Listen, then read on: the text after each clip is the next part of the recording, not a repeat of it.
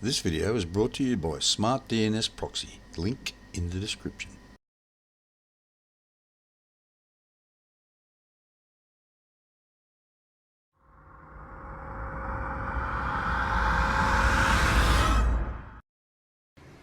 G'day, welcome back.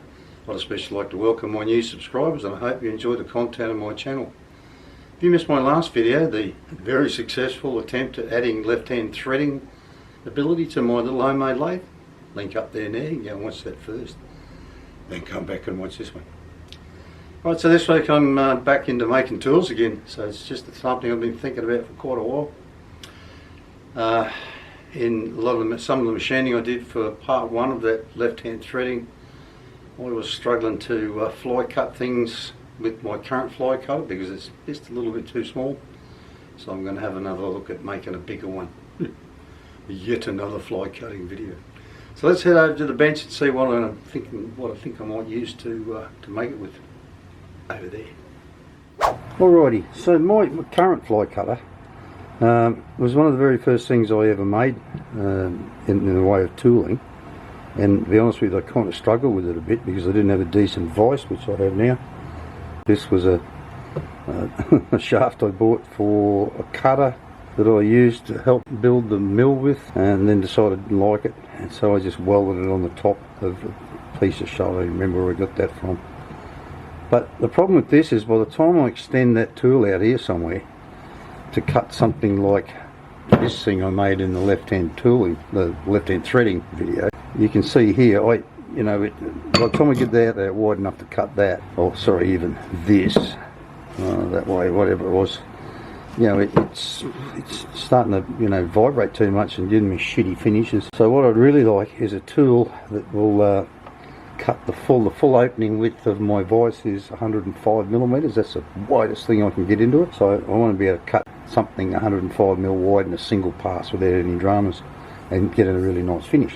And this just doesn't cut the mustard. So got this bit here that I've dragged out.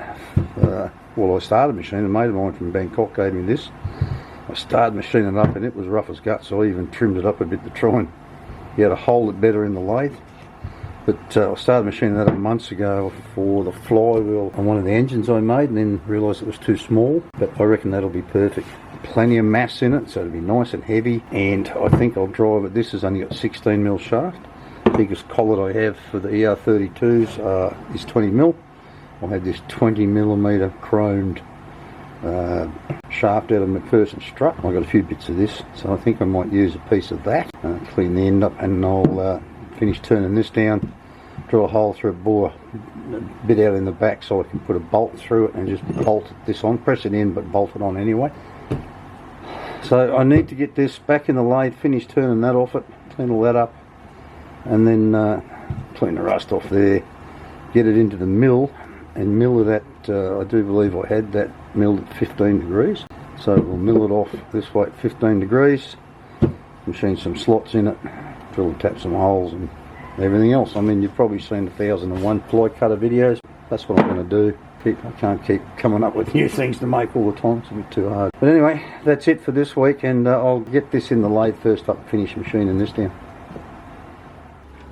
Alrighty, so while you guys weren't looking, I've faced off this, and I before I did all of that and put the live center in, I very, very slowly, very, very carefully knocked the outside of this down to the point where I could get my bump alignment tool in behind there to line it up.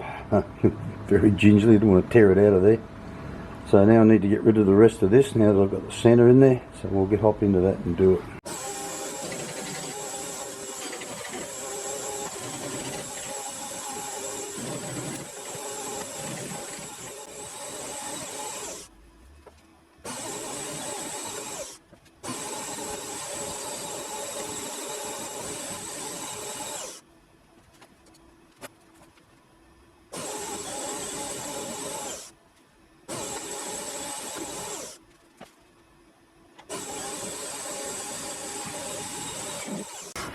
Man, he's thrown this shit everywhere. Got it all over, it's got all through my hair, it's everywhere.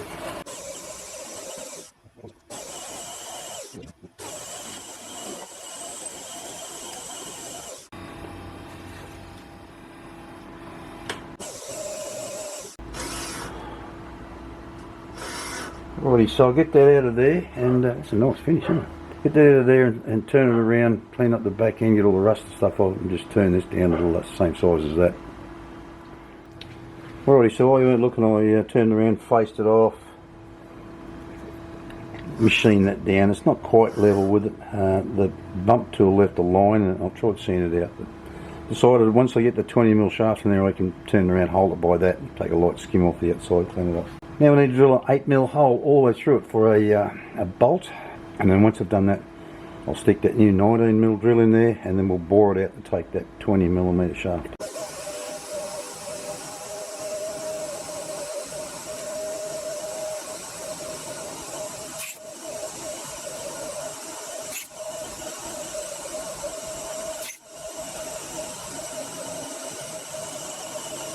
Alrighty, only just made that. Ran out of travel just as it broke all the way through.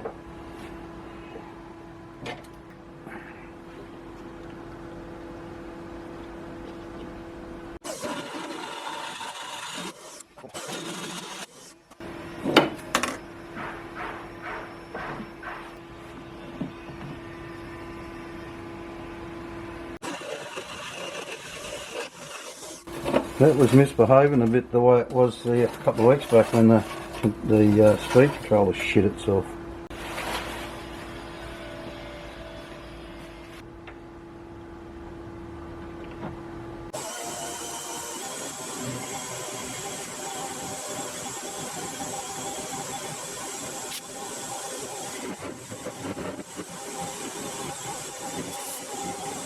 This thing is not playing nice today.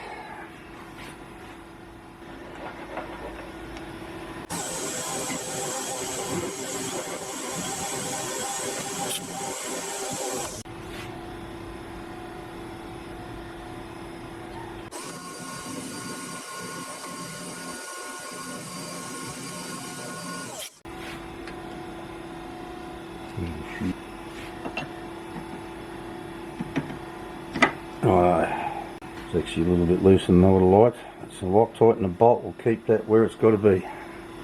I went about 200 more than I was going to go then. Now I wish I hadn't. It probably would have been perfect. But anyway, so that's that. It's a bit warm up, you're right, once it cools down. I'll put a little chamfer on this edge here.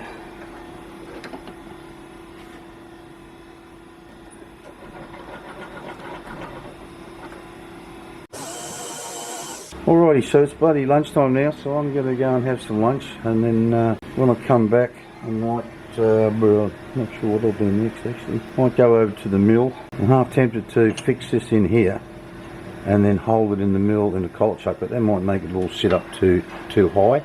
So I think I'll just try and grip this in the vise and do it that way. But anyway, it's lunchtime. Alrighty, so I've got that wedged in there as tight as I can bloody do it up. A strip of aluminium over the back here, try and hopefully hold it in place a bit better. This keeps bouncing around between 1490, 95, something like that. I've got a 15 degree wedge, whatever you want to call it, in there. And I'm kind of hoping it stays there. So let's get into this. My bloody wedge doesn't want to stay there, so I was going to try and put my adjustable stop up against it to stop it sliding out, but it's too short. I'm going to turn this camera off and find a way to wedge that in there and keep it there. Alrighty, so I've just moved it back over to the side. It wouldn't matter much where it was, as long as it kept it at 15 degrees. We'll see if that'll stay there.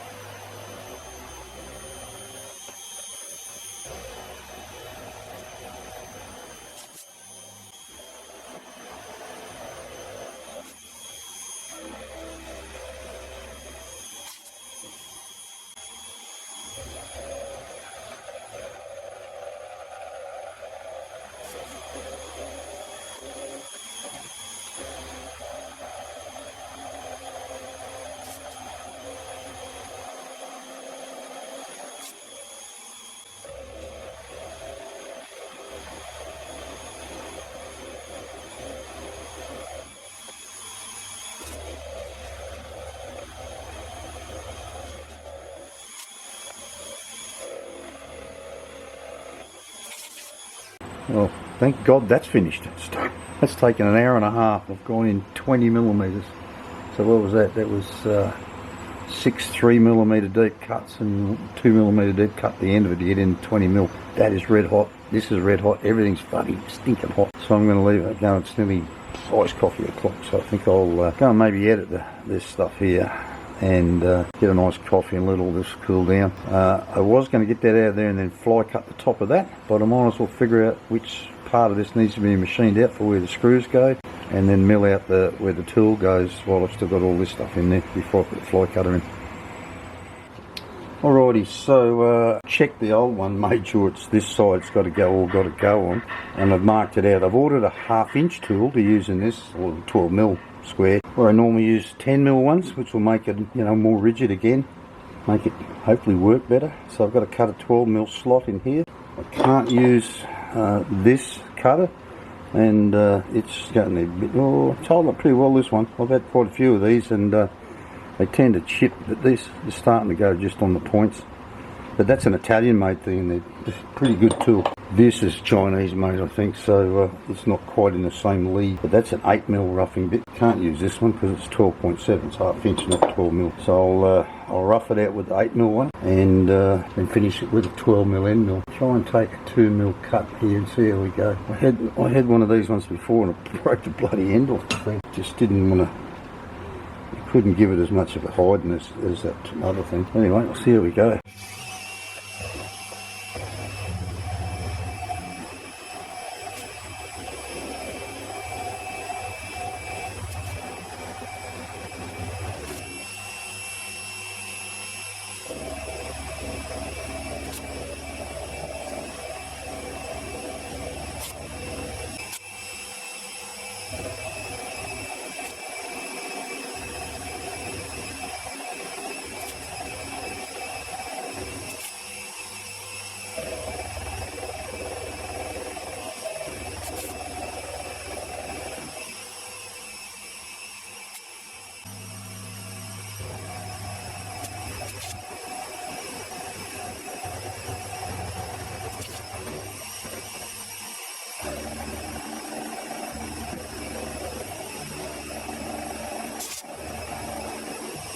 Well, unbelievably, I'm about to run out of battery again for the third time today. I've already used 3 batteries today. So it's gone 4 o'clock, so I think I'll give it a miss, and I'll finish that bit in the morning with the 12mm.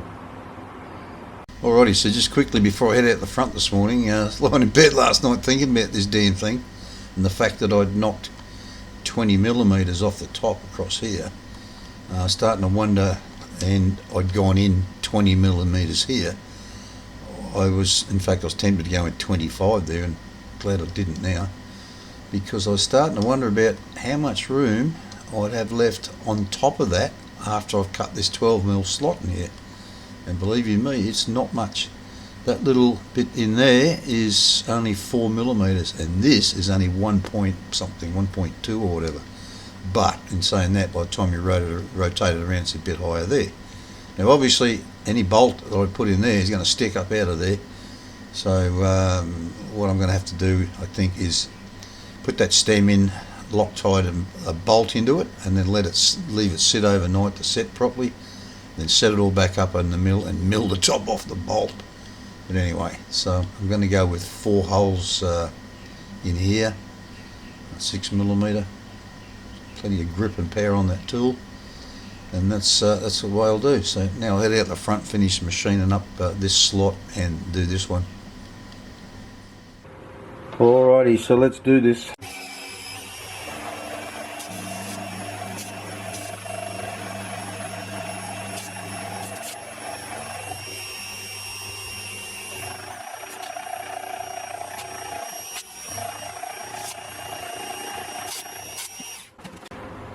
Alrighty, now because I don't have a 12mm tool to try in there, I came over this way another 0.15 just to make sure I was over 12mm.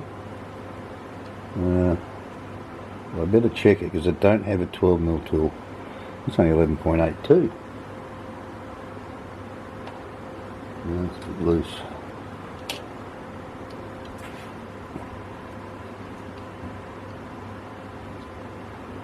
11.85, better come over another 0.15, cutting undersize. Let's go to 6.35.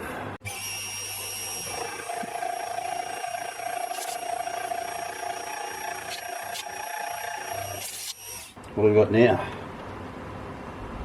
12.2, good. So I've got a little bit of clearance in there to make sure it will fit in there.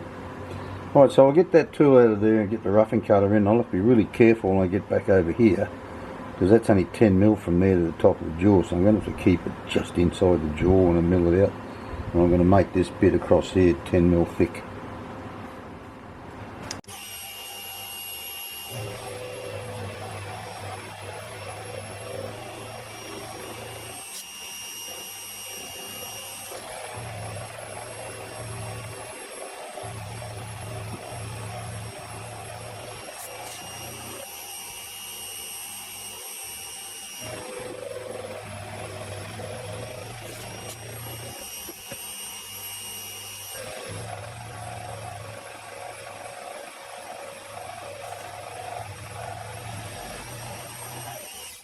Rightio, now it's dicing with death time.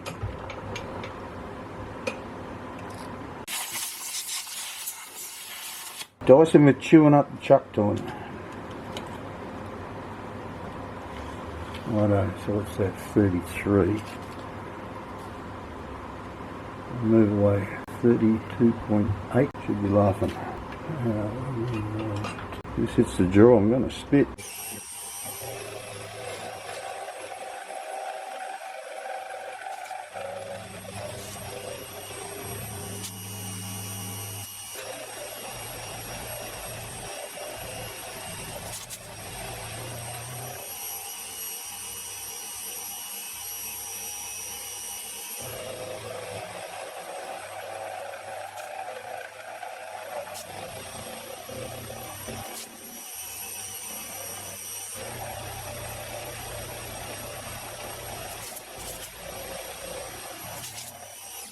Alrighty, so I'll get that cutter out of there, put the 4 flute 12mm one in and just clean that face up there. I mean, that's pretty decent, that face there, so I'll leave that alone. But I won't bother to bore you with that, and when I come back we'll fly cut the fly cutter with a fly cutter. That's a bit ironic, isn't it?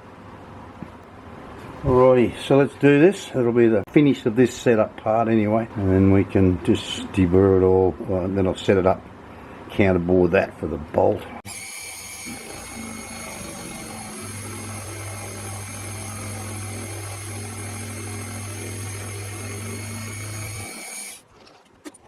Well, I hope this fly cutter appreciates the glorious finish that this fly cutter gave it, and that it can live up to the standards that this one has provided over the years. Alrighty, so I'll get that out of there and deburr it all, get this counter sunk in there for the bolt head, and then we'll get on with, oh actually before I can do anything else then I'll have to go and make the stem up to bolt in here.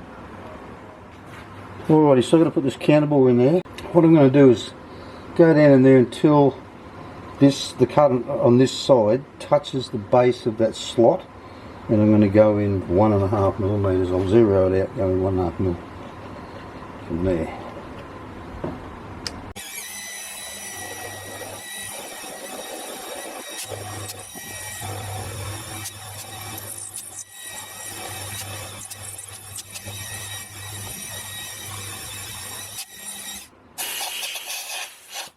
Righty, I'll move this camera over the top of it so you can see.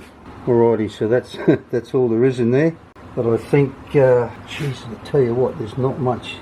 There's not much left in the bottom of that either. It's not the 4mm that I worked out on in CAD. But anyway, it's going to have to do. So I'll get that pin made up, and I won't bore you with that because it's just, you know, cut it off with an angle grinder because it's chrome plated, and then clean both ends up, drill and tap a thread in one end of it. I'll get that locked in there, and I think that'll be the end of it for today. So tomorrow we'll set it up and drill and tap the holes inside here.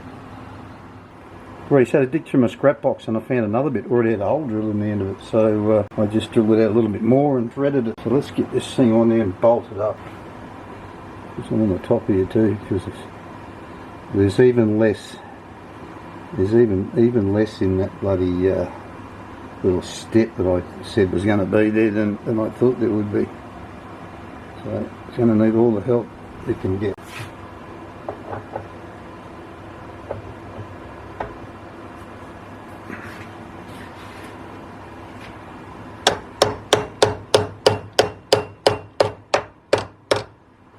you can see that down there, there's almost nothing keeping that in place there. Bugger all. Like I said, I'm going to have to machine the head off this bolt when it's all set.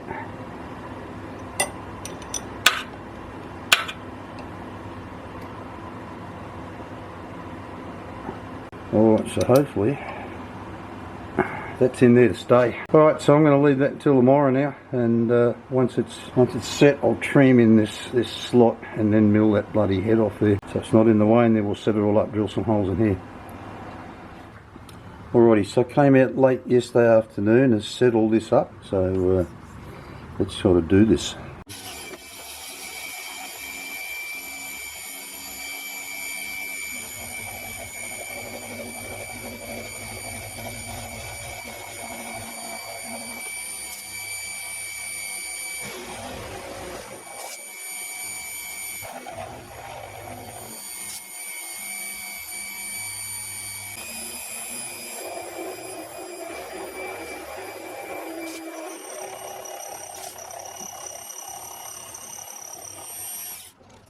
Alright, I was having a bit of a think about this thing last night, and the fact that, you know, it's only been held in there by a bolt. There's bugger all there underneath the head of that bolt. If it ever looks like it might want to come loose, I might end up trying to put a bit of weld on that shaft, between the shaft and here, or I'll drill the hell off that bolt, take that shaft out altogether and make a whole new one. Anyway, I'll get that out of there now, turn it on its side so that this is running across that way, and we'll get some holes drilled in there. Alrighty, so I've finally got this all set up here. Before I start, I want to say thank you to No Idea Machining for pointing out that this function here actually exists. Didn't even know, I hadn't even noticed it was there. I've used the whole circle pattern before, but never this straight line or, you know, angled straight line of holes before. And I've got to say, it's taken me quite a while to sort this out and get it to figure it out and make it work, but I won't, it'll take too long, and this video's get long enough as it is. But so hole number 1, hole number 2, hole number 3, hole number 4, and then back to hole number 1. But I'll run through this, and I hope it doesn't shoot itself, because I don't want to have to try and do it all again. So you go in here, right? Where are we? Press that, and we select X, Y, and there's a whole heap of options in there. XZ, YZ, XY. The XY is what I need, so I enter that. Now there's an S and an L in here.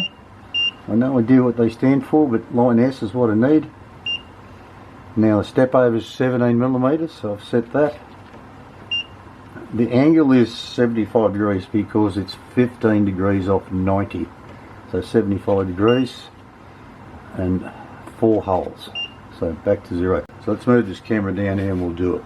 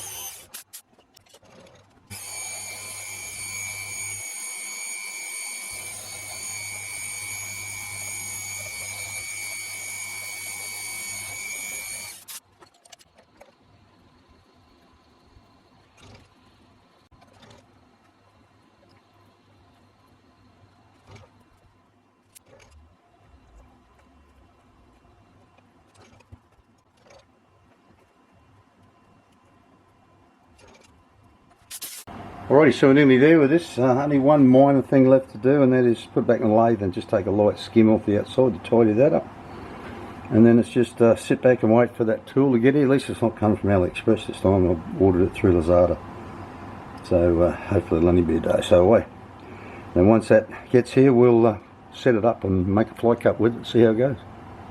At this point in the video, I'd like to thank my patrons. This continued support is greatly appreciated. If you'd like to become a patron, there's a link down in the description. You can sign up there and drop me a couple of dollars every month. If you don't want to be a regular contributor, there's always buy me a coffee. Now, let's get back to the build.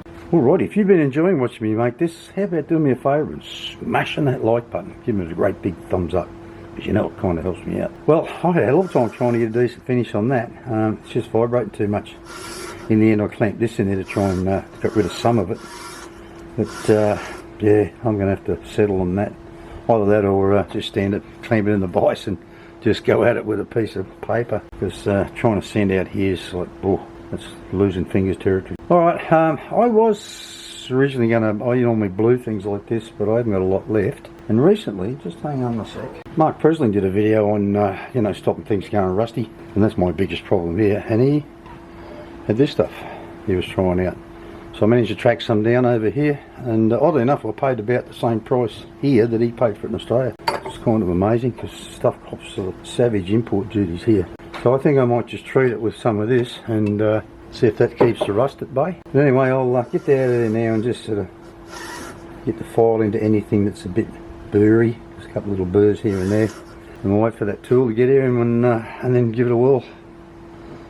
Alrighty, just a quickie, a little bit of good news. Well, good and bad news. I was trying to see how my turning tool was going yesterday, and after 4 days it hadn't even been shipped. So I just cancelled the bloody order and went looking for I found a supplier eventually here in Thailand. So I ordered it yesterday, but 2/3 the bloody price out of China, and it will most likely be here this afternoon. So that's a good thing. Alright, so I decided I would, you know, after the amount of hippy shake I was having in the lathe trying to clean this face up, I put it in here and see how it goes. Now it only gets to about 700 and a bit RPM, starts to have a hippy shake. So I was lying in bed thinking about it last night, and I decided I might try and machine up a weight that will fit into the slot. Just use the last screw here to clamp it in there with, so it leaves me 3 to clamp the tool with. I'll take that out of there and show you. I drew it up, printed one up just to have a bit of a look at it. So that's what it would look like. But I'm not convinced that I've got a piece of steel I can machine exactly that out of. But I've also got this lump here, this gnarly looking piece of stuff. And it's a bit thicker and a bit heavier. So it might work better, but I'll have to think about that. It's a bit early to be trying to machine anything. But I'll machine all that while you're not looking, and once I've got it machined up, I'll put it back in there and show you how well balanced it seems to be. Alrighty, so I spent a couple of bloody hours, maybe three and a half hours I think, maybe even, machining up. That's that really rough as guts bit I showed you. Tools here, but I'm going to have to chop a bit off the end of that. But I want to figure out how wide it needs to be able to cover that full 105mm I want to put in the vise, or even wider than that maybe. Now I stuffed up with this. What I was trying to do was to balance it so it was half of it was that side of that's the centre line there. Half of it would be that side and half it would be that side, but I went the wrong direction with it. What a pisser. But there's nothing stopping me from machining up another little bit, say like this piece here, about like that much of it in there, and just attaching it to this side sometime. But anyway, but it's definitely improved it. I said before, about 700 started to shake the shit out of it. Now we can get up to about 1,000, so.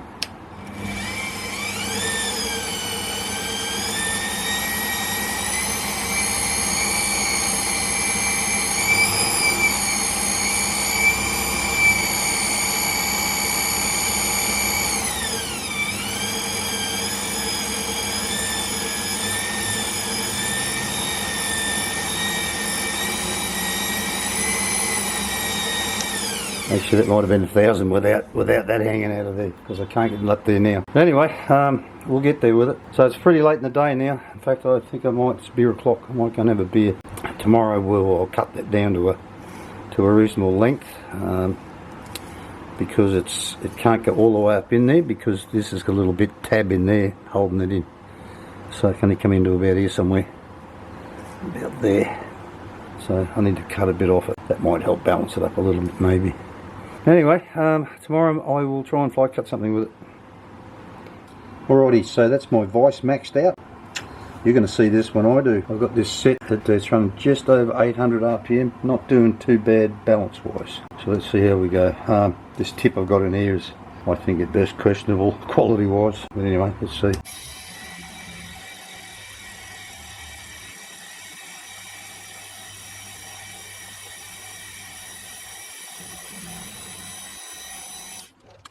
Well, I've got to say that kind of finished up okay, but I just noticed I didn't have my Z-axis locked up, so that could be why the beginning was a little bit crappy. I've got some 0.8 radius desk tips here. I want to put one of them in there and give it a whirl and see how it goes. I have tried button inserts in the past, and I just couldn't get a decent enough finish, not with my other one anyway. It may work better than this one, but we'll try this 0.8 radius tip, see how it goes.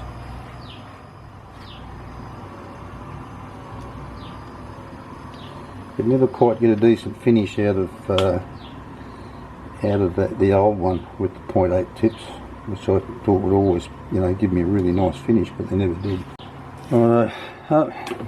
I must apologise for the length of this video too. I don't normally make videos this long, but it is what it is.